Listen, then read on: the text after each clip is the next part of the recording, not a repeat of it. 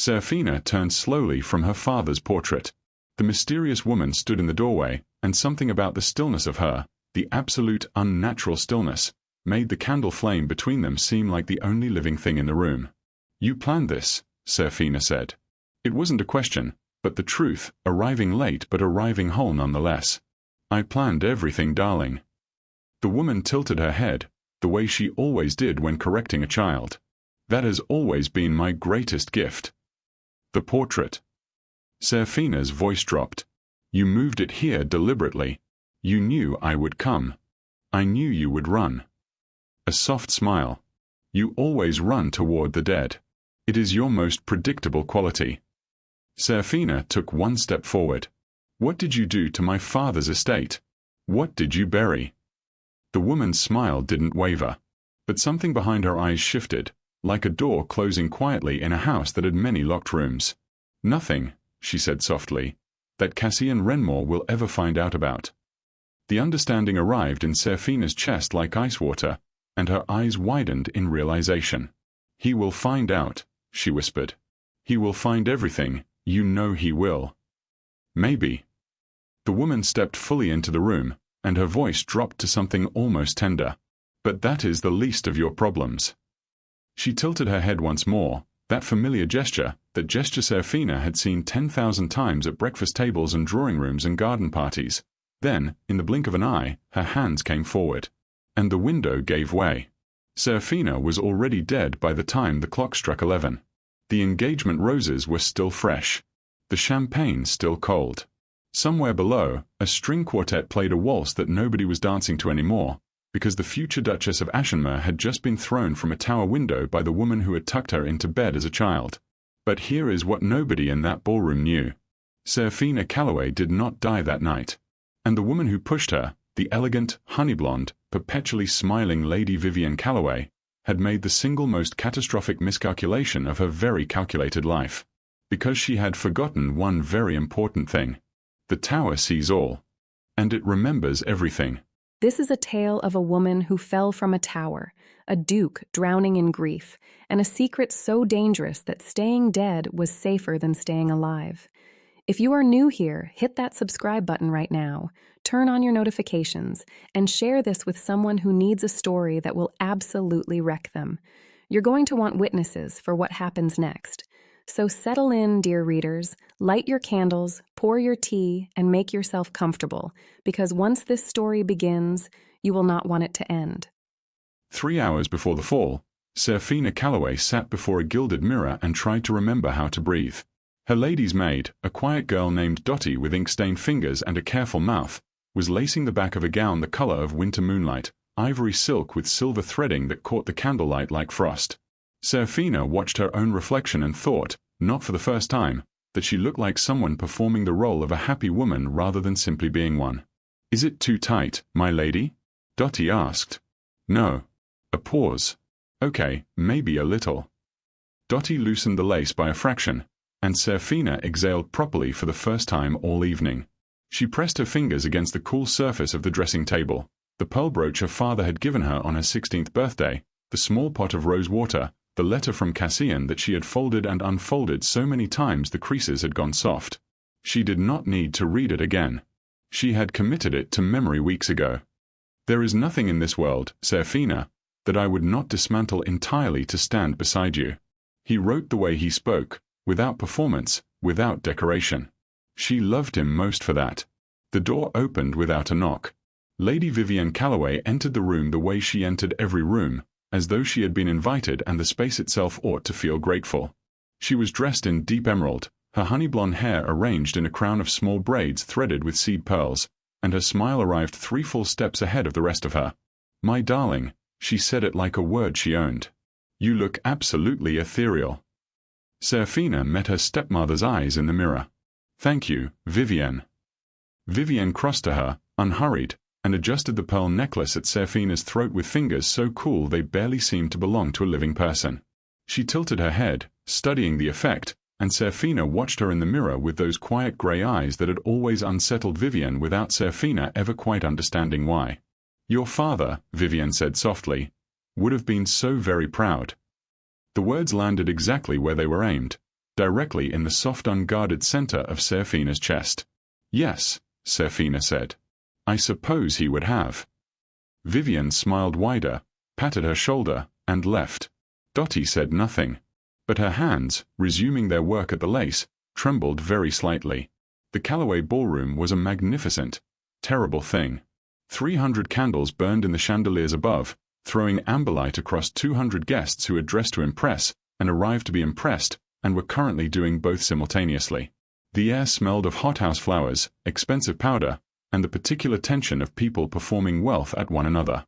Lord Aldrich Pembrey held court near the east fireplace, magnificent silver mutton chops gleaming above his white cravat, ivory-handled cane planted between his feet like a scepter. He was deep in some story involving a cavalry charge and a great deal of mud, and the three younger lords arranged around him wore expressions of polite captivation that only barely concealed their desperation to be somewhere else. Near the champagne table, Sir Rupert Hale surveyed the room with the methodical hunger of a man mentally assigning social value to every face he saw. His peacock-blue waistcoat was embroidered at the lapels with small golden birds, his oiled mustache waxed to sharp points that caught the light, his top hat tilted at an angle that suggested a man who had been told it looked rakish and had never received contradicting information. He was cataloguing, calculating, converting every name in the room into a number only he could read. Along the walls, the women formed their own particular ecosystem, feathered bonnets in plum and gold and deep burgundy, nodding toward each other as painted fans snapped open and shut, in the private language of ladies who had spent decades communicating in gestures their husbands were too self-important to decode. Into this room, Seraphina descended the main staircase at precisely 7:30. The collective attention of 200 people swung toward her with the precision of a compass needle finding north, and she descended each step with her spine straight and her grey eyes level, and her heart hammering so hard she was privately certain Lord Aldrich could hear it from across the room. She had reached the 9th step from the bottom when the entrance doors opened again. The room suddenly shifted, subtly, instinctively, like grass bending before weather, because Cassian Wrenmore, the Duke of Ashenmoor, had arrived. He stood at the threshold in a coat the color of midnight, a silver cravat pinned the only ornament he wore, his black hair streaked with silver at the temples in a way that suggested authority rather than age.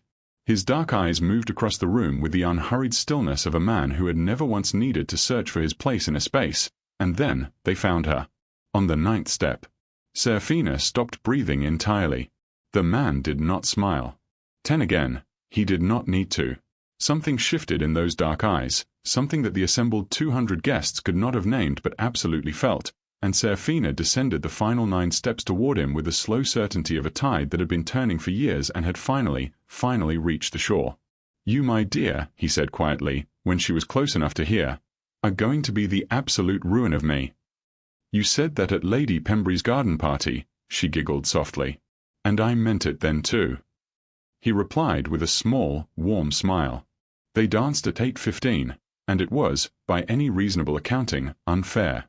Unfair to every other couple on the floor, who suddenly seemed to be performing a pantomime of a waltz while Cassian and Seraphina were simply moving, his hand at the small of her back finding exactly the place that made her stand 2 inches taller, the warmth of him cutting through the cool silk of her gown, the small distance between their faces charged with everything they had spent months saying in perfectly proper company with their eyes alone.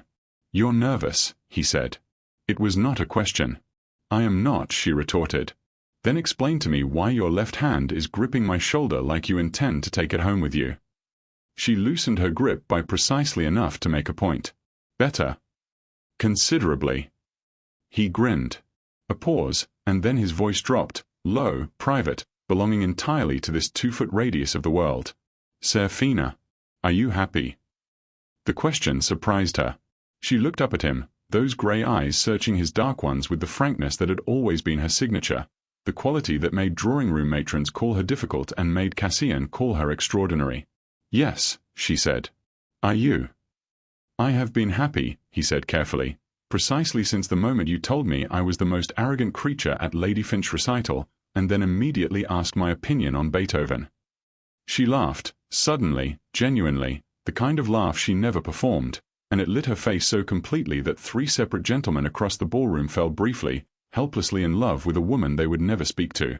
From the edge of the floor, Felix Drummond watched with a champagne glass held too tightly in his hand, the smile on his face failing by the smallest degree at its edges, like a painting left too long in the sun.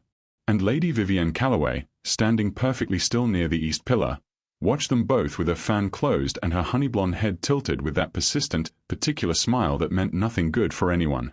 At 9 o'clock, Cassian stood before the assembled room and announced their engagement with a kind of quiet authority that rendered applause not a celebration but an inevitability.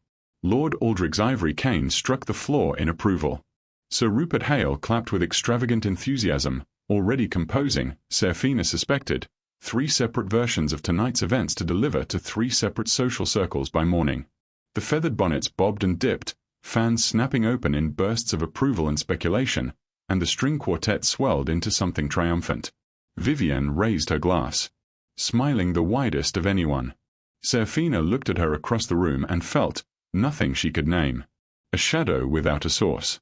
A cold draught from a window no one had opened. She turned back to Cassian.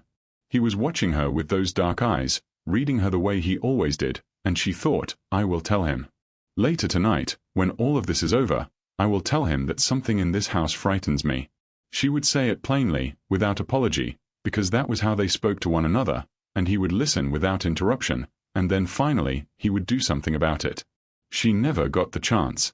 At 20 minutes to 10, Vivienne appeared at her elbow. Your father's portrait, darling. Her voice was warm as a fireplace. I had it moved to the East Tower room. I thought you might want a private moment with him tonight, of all nights. Before all the noise tomorrow begins. Seraphina's throat tightened. Her father. 3 years gone and it still arrived like a fresh blow, the simple, specific grief of wanting to tell him something he would never hear. I'll only be a moment, she told Cassian.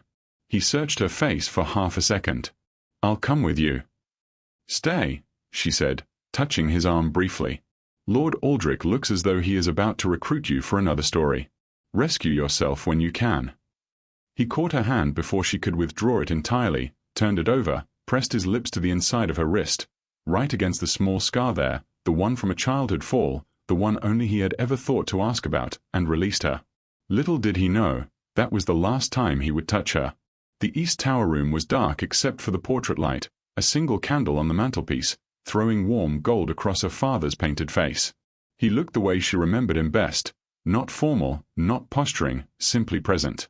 Eyes steady and kind, a small crease at the corner of his mouth that had always preceded a laugh. Seraphina stood before him and said quietly, I'm getting married, Papa. Her voice held steady. She was proud of that. He is. He is exactly the sort of person you would have liked. He argues with me and he listens when I argue back. He is not afraid of my opinions. She paused. He loves me. Properly. The door suddenly opened behind her. She did not turn immediately. She suspected it was Vivienne, expected it to be, honestly, this being a Vivienne-arranged moment, and so she waited one more breath with her father's painted eyes before turning. As expected, Vivienne stood in the doorway. But the smile was gone. In 22 years of knowing this woman, Seraphina had never once seen her face without it. What was beneath was not rage, not grief, it was something colder and more deliberate than either. It was the face of a person who had already made a decision and was simply completing the necessary steps. But that is the least of your problems. 8 simple words. That was all. Said in a voice of such perfect calm it was almost gentle. And then Vivienne's hands connected with Seraphina's shoulders with a force that was shocking not in its violence but in its certainty, the certainty of something long planned, long decided, and finally executed, and the window was behind her, the latch already undone, and Seraphina understood in the half-second before she cleared the sill that this had always been the plan. That the portrait, the candle, the tender mention of her father, all of it had been architecture. A doorway built precisely to this room, this window, this very moment. She did not scream.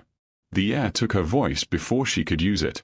She fell in silence, ivory silk billowing upward like broken wings, the lights of the ballroom blazing below her, the black sky enormous above, and she turned, instinctively, desperately, to look back at the tower window. Vivienne was already stepping back into the darkness. But there was another figure at the glass.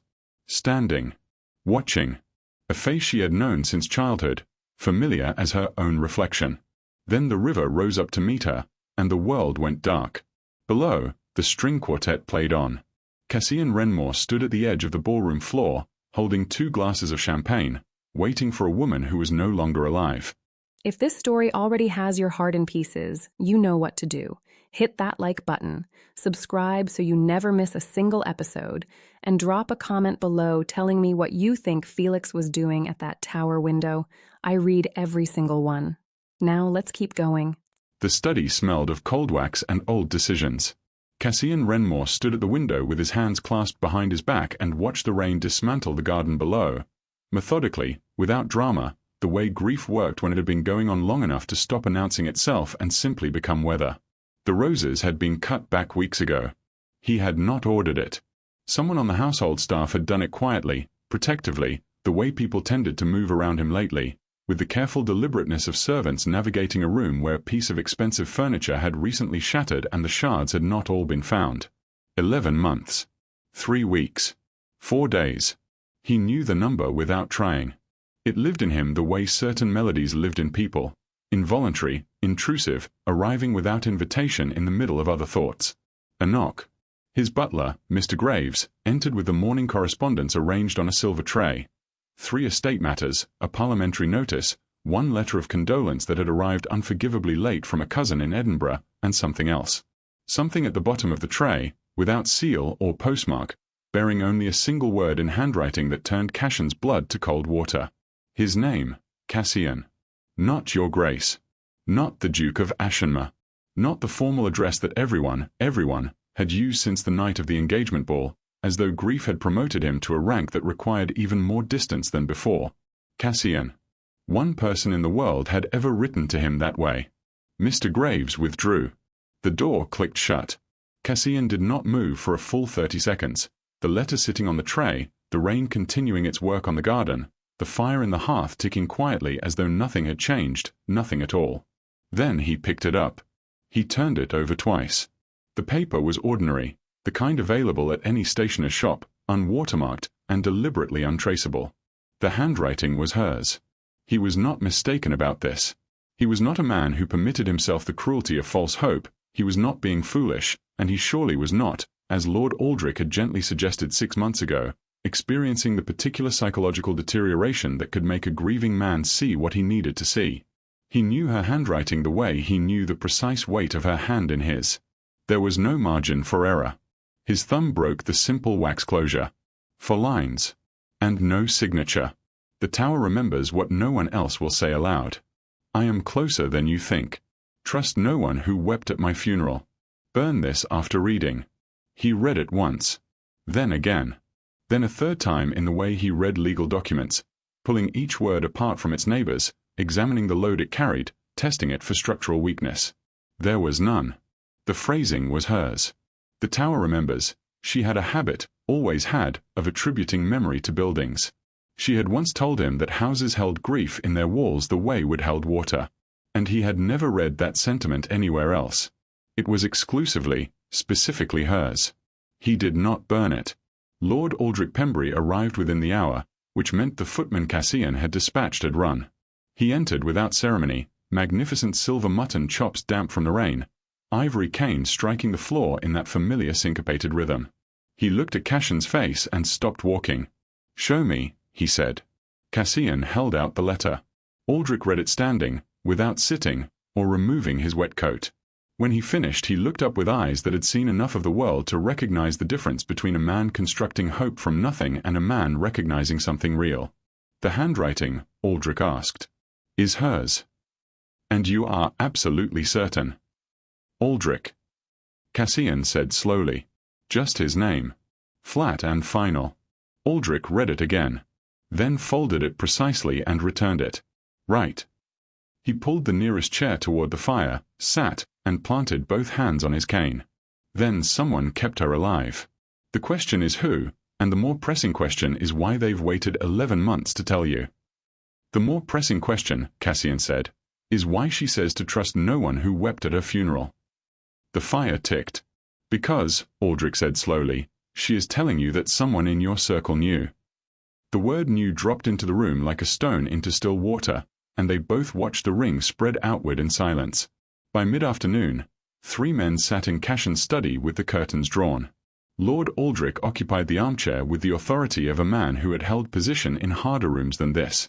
Captain Desmond Flint, broad, black-bearded, medals from 2 campaigns pinned to a coat he wore like a second skin, stood near the bookcase with his arms crossed, his scarred hands moving only when he needed to make a point. And Lord Hugh Cavendish, young for the company he kept, lean and sharp-eyed, a new money lord who had earned Cassian's trust not through lineage but through 3 separate occasions on which he had chosen honesty over convenience, sat forward in his chair with his elbows on his knees, and his full attention deployed like a weapon. Cassian laid out everything. The letter. The handwriting. The phrase "trust no one" who wept at her funeral. Vivienne Calloway wept, Hugh said immediately. Spectacularly, and in the front pew. Everyone wept, Flint argued. Then we begin with everyone, Cassian said. What happened next was not elegant. It was methodical, grinding, the kind of work that looked nothing like justice in progress. Names, movements, relationships, money trails, the painstaking architecture of an investigation into a night that the official record had closed as a tragic accident 11 months ago. They worked until the candles burned low, and when the door finally opened, and a footman appeared with the information that a Mr. Felix Drummond had arrived and was waiting in the entrance hall, Cassian looked up from the papers on his desk with eyes that had been sharpened considerably by the last 4 hours. "Send him up," he said. Felix entered the study the way he entered most rooms. Warmth first, charm deployed at low level like a lamp rather than a chandelier, calculated not to overwhelm. He was handsome in the uncomplicated way of men who had always been handsome, which meant he had never needed to develop much behind it.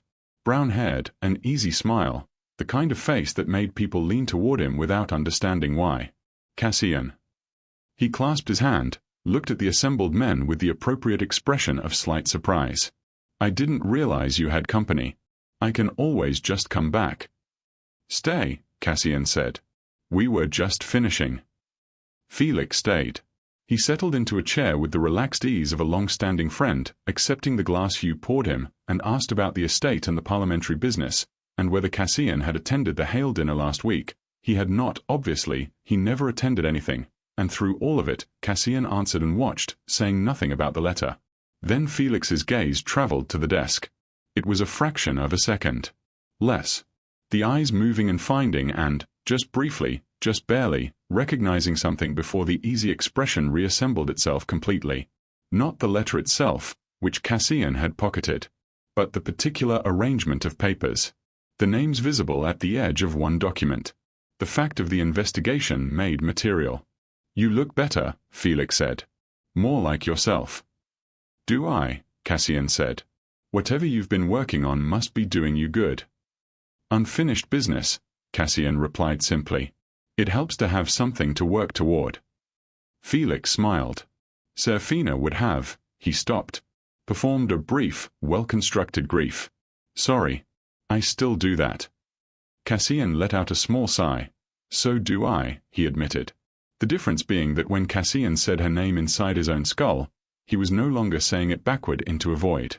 He was saying it forward, toward something, toward the 4 lines on a piece of ordinary paper that were currently sitting in his breast pocket against his heart. Felix left an hour later. Aldrich waited until his footsteps had faded completely down the stairs before he spoke. He saw the papers. Yes. He knew what they meant. Possibly. Flint uncrossed his arms. "Do we move on him?" "Not yet." Cassian was already at the door. "I need to check something first." He had no reasonable explanation for going to the kitchens.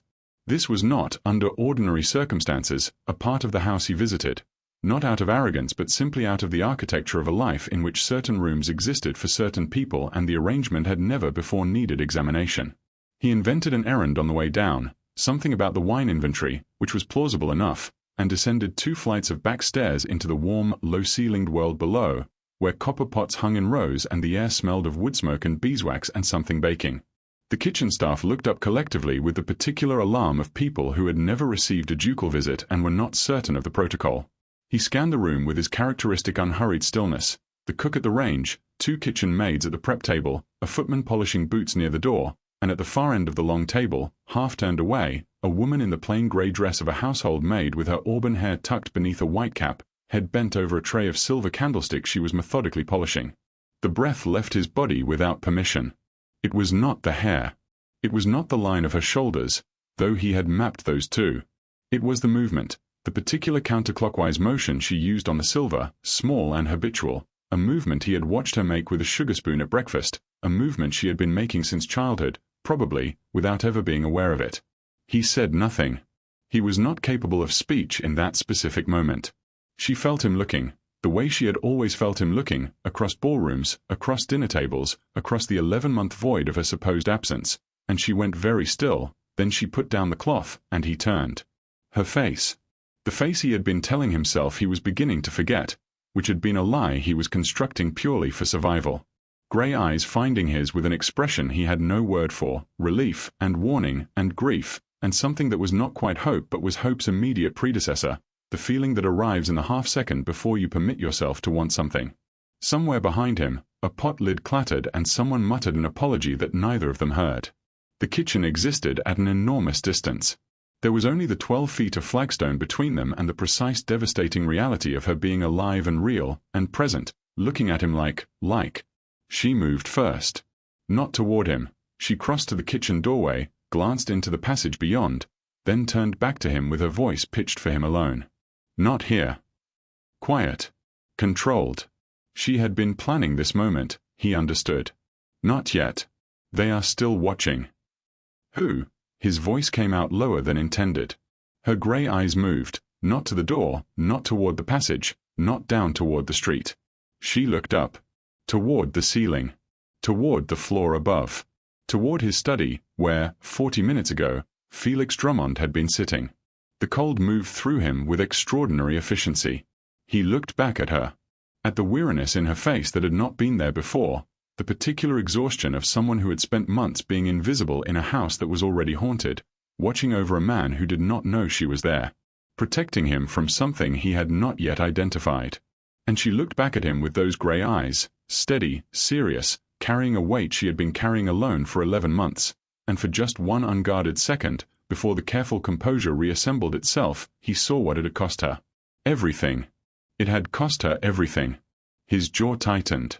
He turned before the full force of it could come through in his face, because this was not the place, this was not the moment, and because someone was apparently watching. She had said not yet and had managed to survive this long by being precise. He would not be the thing that undid her careful work. But at the doorway he stopped, back still toward her. Tonight, he said, barely audible. The library. Midnight. He did not wait for her answer. He walked back up the stairs with measured steps, his face an arrangement of complete neutrality, and he did not permit himself to feel the full weight of the last 4 minutes until he had reached his study, closed the door, and stood with his forehead against the cold wood. His eyes shut and 11 months of grief crashed through him like water through a broken dam. She was alive. Not only that, she'd been here. In this house, this whole time. And for 11 months, he had mourned her every single day. If your heart is currently somewhere on the floor, you are exactly where you're supposed to be. Hit that like button, subscribe so you won't miss such great stories, and drop a comment telling me, did you suspect Felix from the beginning? Or did it hit you like a tower window? Now, let's finish this. The courtroom smelled of candle tallow, damp wool, and the specific anxiety of 200 people pretending to be composed. Every seat in the public gallery was occupied. Feathered bonnets were packed 3 rows deep, the plumes nodding against each other like a field of very opinionated wheat. Painted fans worked the stagnant air with mechanical urgency. Sir Rupert Hale had claimed the front row with the determination of a man staking a mining claim, his mustard waistcoat straining at the buttons, oiled mustache practically vibrating, small leather notebook already half filled with furious scribbling. Beside him, 2 old money lords sat in identical postures of studied indifference, mutton chops impeccable, silver-handled canes planted before them, and failed entirely to disguise the fact that they had not blinked in several minutes. Lord Aldrich Pembrey sat directly behind the prosecution table, ivory cane between his hands, his expression the specific granite of a man who had decided not to feel anything until this was over. Beside him, Cassian Wrenmore sat with his dark eyes fixed on the dock and his hands clasped loosely in his lap. Anyone who mistook that stillness for calm had never been in the same room as stormy weather before it broke. Lady Vivienne Calloway sat in the dock in deep burgundy silk, hair arranged with the care of a woman dressing for dinner, hands folded, her lawyer, silver-haired, iron-grey chopped beard, eyes like a closed door, installed at her side.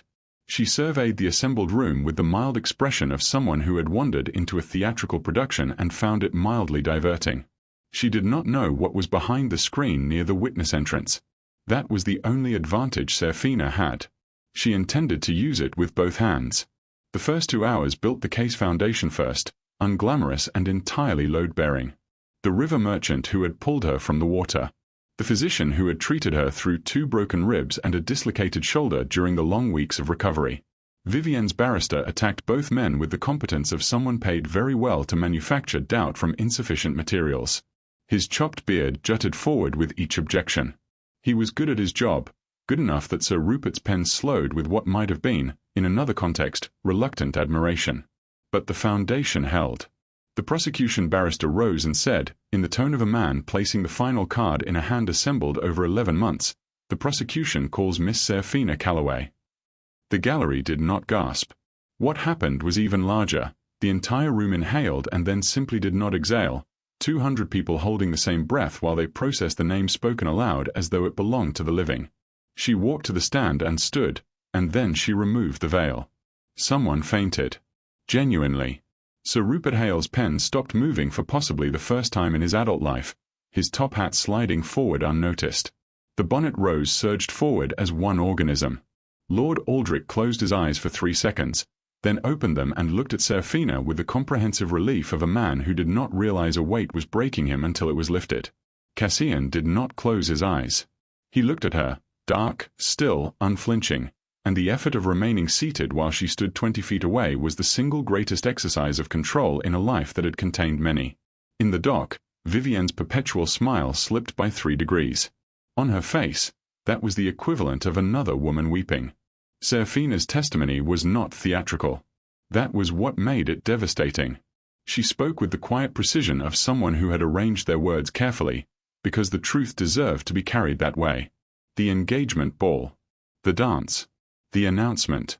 Vivienne's hand on her arm. Your father's portrait, darling. The tower room. The portrait. The door opening behind her. Those 8 soul-crushing words. Vivienne held her gaze. The 3-degree slip held, suspended, going neither further nor back. What did Lady Calloway mean? The barrister asked. That if my marriage to the Duke proceeded, he would discover what she had done with my father's estate. Lord Calloway's will left everything in trust for me until my marriage, at which point it transferred to my husband's management. Lady Calloway spent 2 years liquidating assets that were not hers to liquidate. A marriage to the Duke of Ashenmore, a man with both the resources and the inclination to examine estate records, made death the more practical option. The room detonated. Fans became weapons. Sir Rupert resumed writing with the manic energy of a man transcribing divine revelation. Vivienne's barrister rose, iron-grey beard bristling. He objected harshly, and was overruled.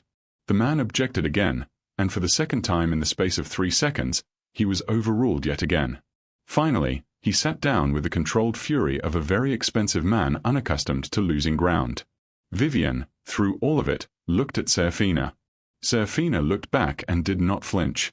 This was what she had come for, not the verdict, not the vindication, but this specific moment of being looked at by the woman who had tried to erase her and remaining, simply, irrevocably here.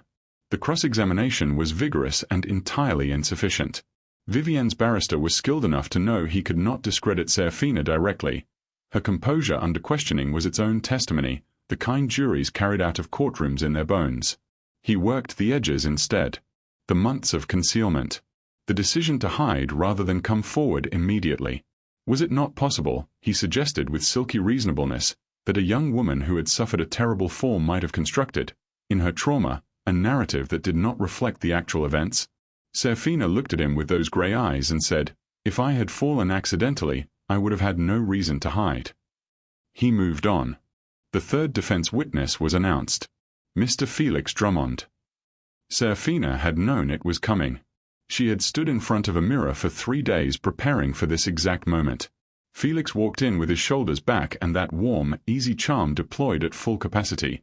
Handsome in the uncomplicated way of men who had always been handsome and had never needed to develop much behind it.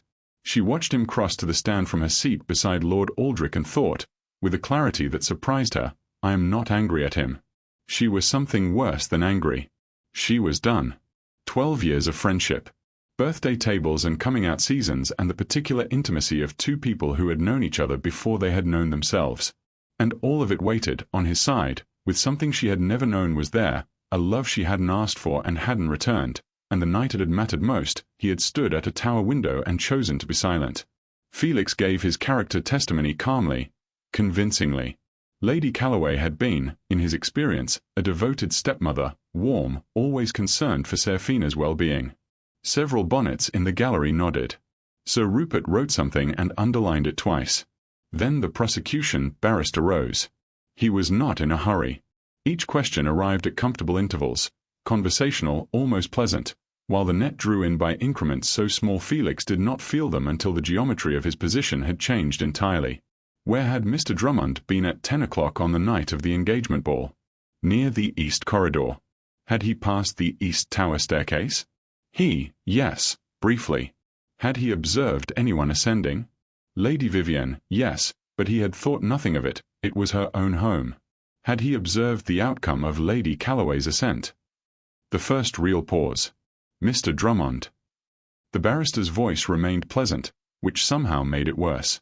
From the east tower window, which faces the courtyard where 3 witnesses will testify they saw a figure standing at the glass at approximately 10 past 10, did you observe Miss Seraphina Calloway fall? The bonnet section had stopped moving entirely. The room had the weight and temperature of a thing that could not be walked back from. Felix looked at his hands. Then he looked up across the courtroom and found Seraphina's eyes. She let him find her. She did not look away or soften or perform forgiveness she had not yet finished earning. She looked at him with those grey eyes that had once laughed at his jokes and trusted him with the small unguarded truths of a long friendship, and her expression held no cruelty and no accusation. Just the quiet, permanent closing of a door. He looked away first. Felix had always looked away when it mattered.